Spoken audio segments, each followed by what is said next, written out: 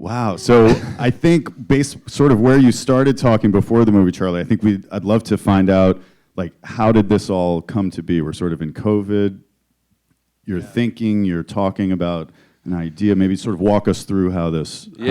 I think it was, we were all, like everyone, terrified, completely out of control, having no idea how long this is going to go on for. And then, as an artist or as someone who works in the creative field, the idea of where do I put that energy, that's sort of how this all started. And it was me, Justin Lader, who I've written a bunch of stuff with, Andrew Kevin Walker, who works with Fincher and wrote Seven and has become a good friend of ours, and Jason Segel.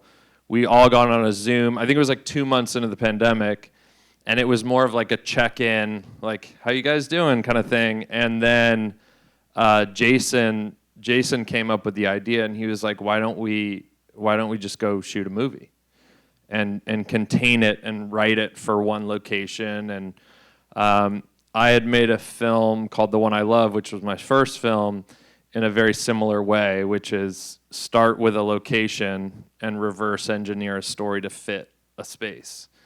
And that was out of necessity of, I've never made a film, no one will give me money to make a film, so keep it really small and contained, make it for very little money. This was the same idea, but cut to almost 10 years later, and we had all been working and doing stuff for a while, so it's kind of like getting a group of people that were sort of had since graduated a very tiny little intimate shoot, but do it for COVID reasons. And so we basically had this location that we knew we could shoot at, and I went to the house on FaceTime with the 3 writers, and I started walking around the property. And there's actually a Zen garden. There's a sauna, and so all of these little things. This was before we had characters, before we had anything. And so we just sort of took note of all of these places, and then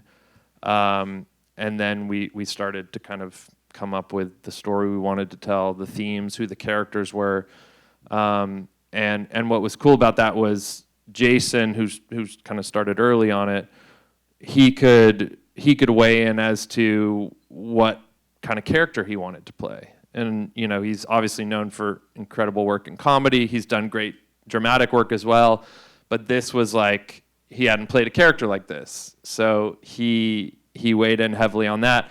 And then that continued on with the other 2 actors. It was like, what do you guys want to do? Lily has become recently really well known for Emily in Paris and that character, which is the polar opposite of this character. And so it was like, well, yeah, let's write something different. And then Jesse weighs in and does his crazy Jesse thing, and that's what he comes up with.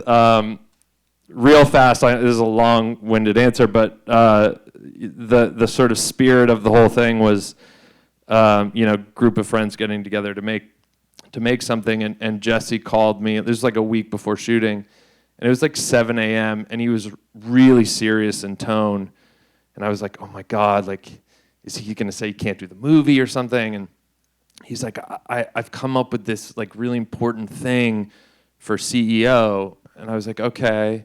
He was like, I think he wears Yeezys. And I was like, what? He was like, I know, like, we probably saw him in like loafers, but like, I think he wears Yeezys. And he starts sending me all these photos of Yeezys. And I was like, all right, man, let's do it.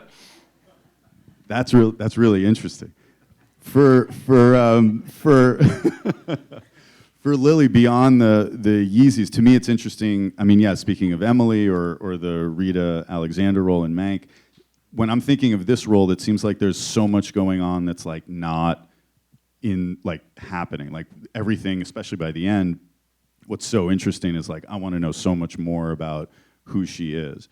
which is sort of different than these other roles you've recently been doing. Did that mean that there was a lot of conversation or sort of backstory or things that you were thinking about of who she is? And Yeah, I mean, to speak specifically from Emily to this, Emily is the most obvious person I've ever played, from her facial expressions to her talking a mile a minute. And Wife was written in a way that she's quite undermined and undervalued, belittled in a sense, and silenced at the beginning all the way until she starts to find her voice. And at the same time as she's downwardly spiraling in her marriage, she's growing and gaining a voice. So it was this kind of opposite trajectory, which was really appealing to play. But, you know, Jason, Jesse, and Charlie had all worked together before on the Discovery, and they had such a specific way of working that I'd never been a part of. I'm used to, or was before this, used to making the best of what I was given. Never being given something and said, okay, but how do you want to make it better, or do you want to make it your own? And that was intimidating at first. It was challenging creatively, and there was anxiety, but there were all these things that ultimately were Wife. I was trying to find my footing with two very ego-driven male characters, not Jesse and Jason, CEO and nobody. Well, also Jesse and Jason, let's be honest. I'll let him say that. But like finding who she was and not just being Wife, not just being the femme fatale. You know, what I love most about women in old school movies is the silence. It's the unspoken. It's the what's going on behind the scenes. And there was a lot of freedom in me figuring that out. But I'd never really been given that opportunity to figure it out. And so it was a real journey of doing so, but so fulfilling, so rewarding, and it was so nice to have things just for me. You know, Jesse and I shared some stuff during prep of like who CEO and Wife were and what marital issues they were having and had they been going to therapy and, you know, and all these things. But then there's some stuff you just want to keep for yourself because you want the other person to play and spar. And that creation aided in the ultimate result, and we were shooting in sequence. So by the end, I was so done with them. No, it was an exhausting process, but she was finally at the point where she knew who she was. And I think all of the moments, and there were a lot of moments in filming where something happened as a mistake and ended up changing the trajectory of the entire tone of a scene, or cutting out 3 pages of a scene, and then the movie changed gears. And all of that was happening in the moment. So to be a part of something like that, which felt like a improv troupe or film school or just camp, was really exciting. You want to speak about one of the moments? Yeah, I mean, no, since you brought that up, the one moment, I think it was like day 2 or 3, Jesse kind of changed the course of the film.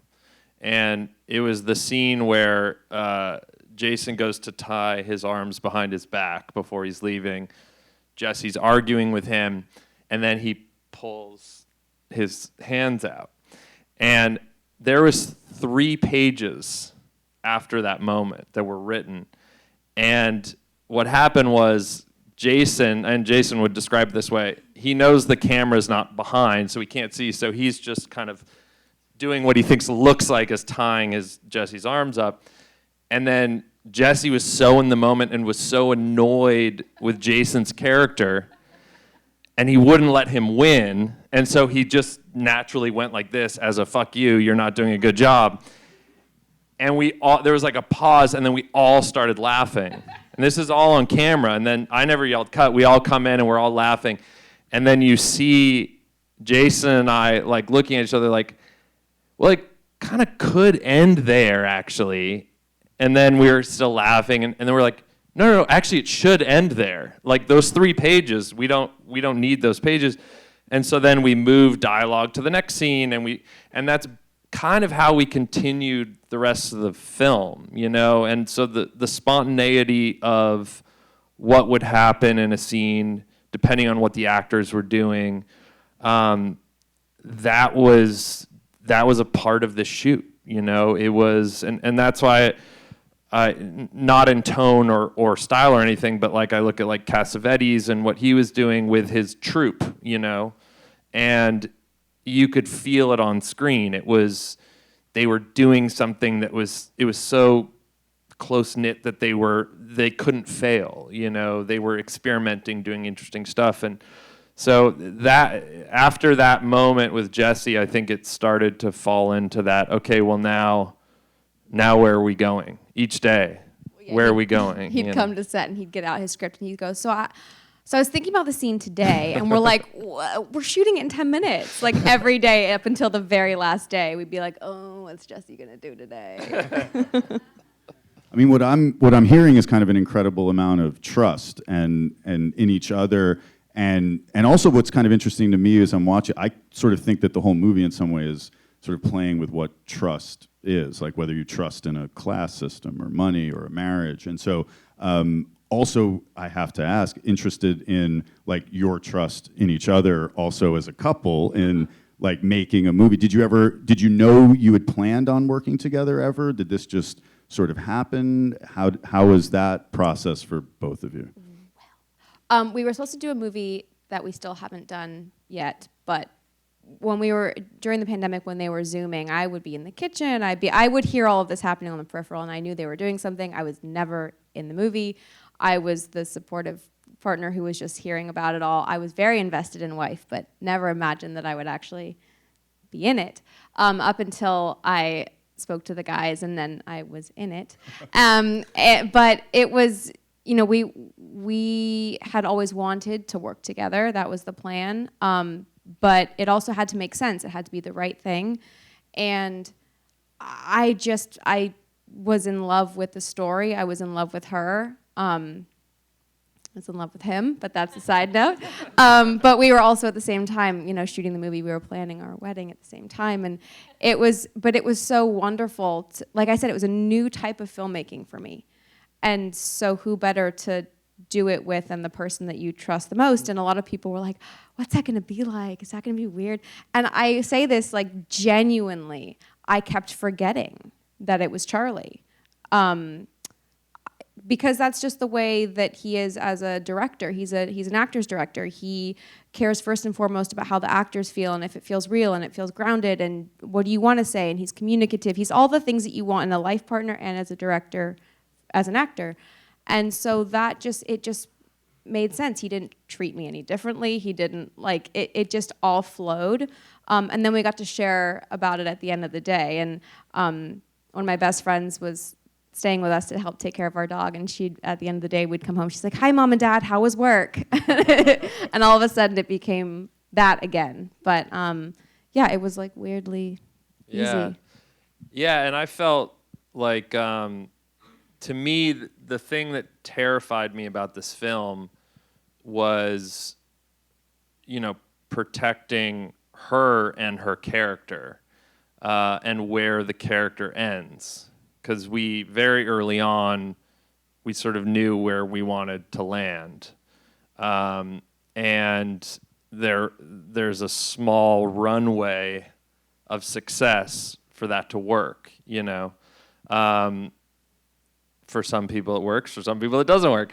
But the care that goes into finding that arc and that path for this character to stand up and do that and sort of find her voice and take charge, take the kingdom. You know, there's kind of multiple ways to look at it.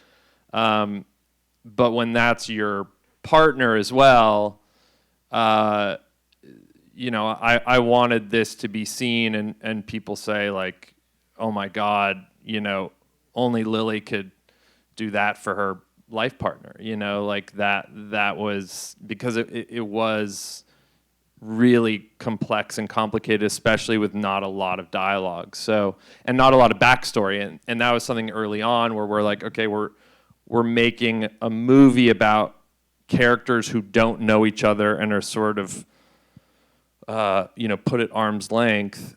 They don't have names. We don't associate, you know, a sort of emotional reaction to them based on knowing a backstory or manipulating the audience into thinking Jason's there to, you know, save his mom who's having a surgery and he needs the money. Like, we keep all of that vague, you know, and that's by design, whether that works or not. Like, that was our, we wanted to explore what that would be.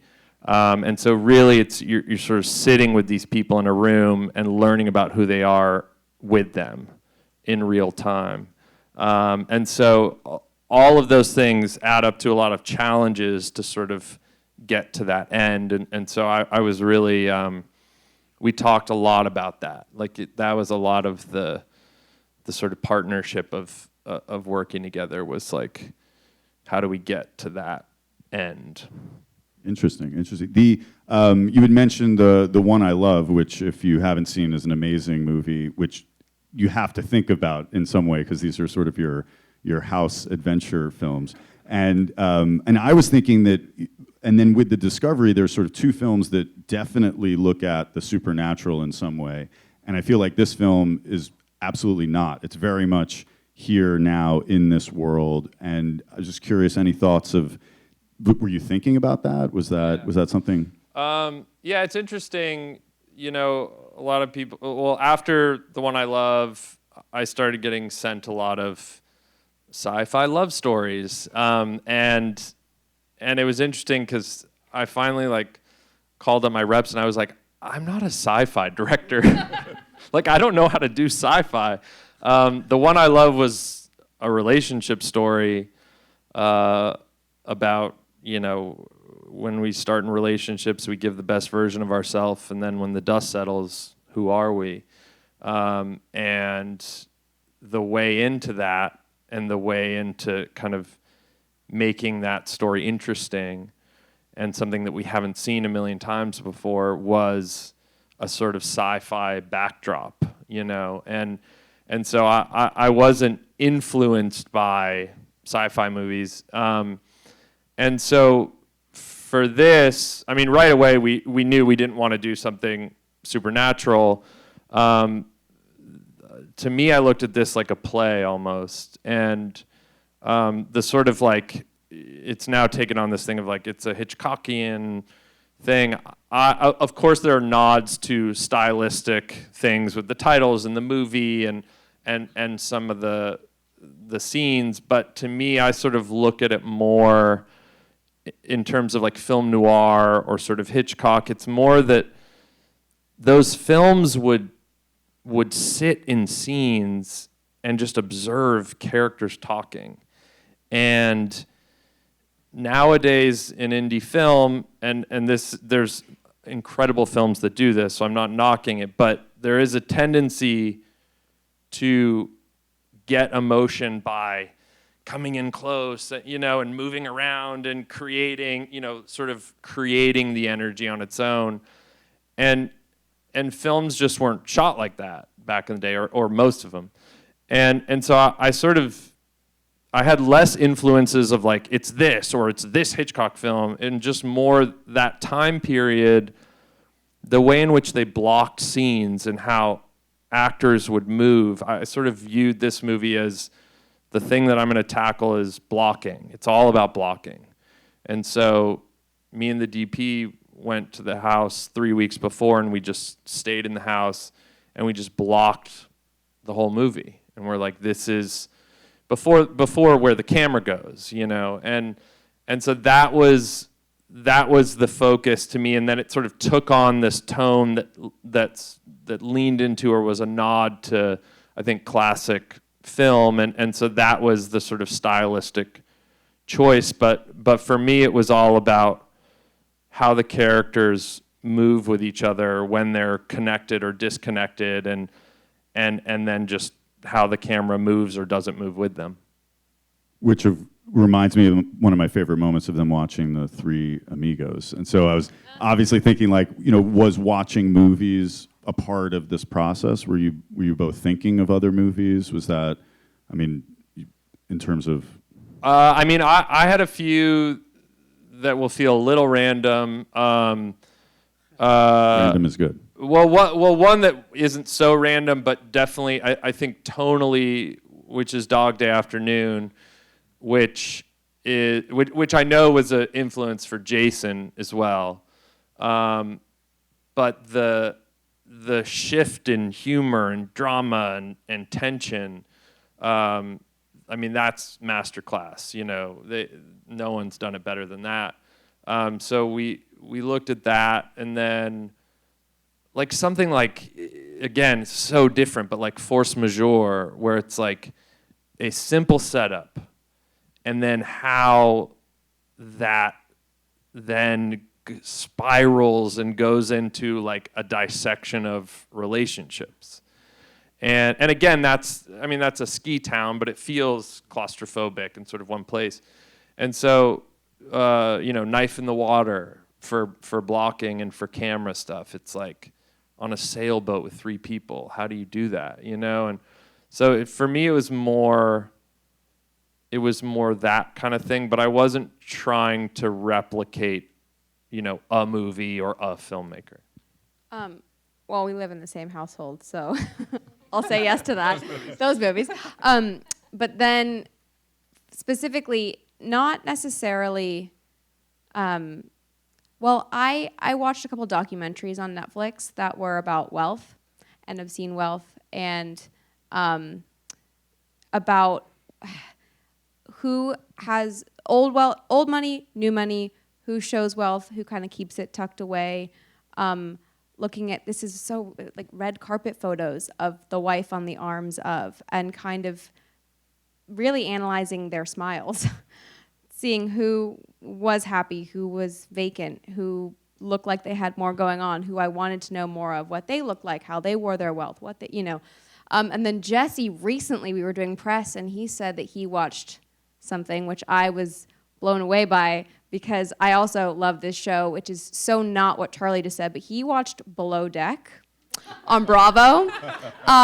Yes, when we were doing press the other day, he's like, I watched a lot of Below Deck for prepping for this movie, because it's the primaries, and what do the primaries expect, and how do they treat the service, and what do they expect, and how gross are they, or how nice can they be? And so when he said that, it put a whole new spin on Jessie for me.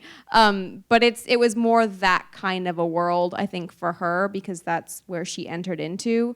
And then coupled with that, it was like a nice balance, I think. That's super interesting. I mean, here at Metrograph, we care about watching movies and how that sort of makes more art happen. So it's very interesting to me. You guys don't screen Below Deck on the...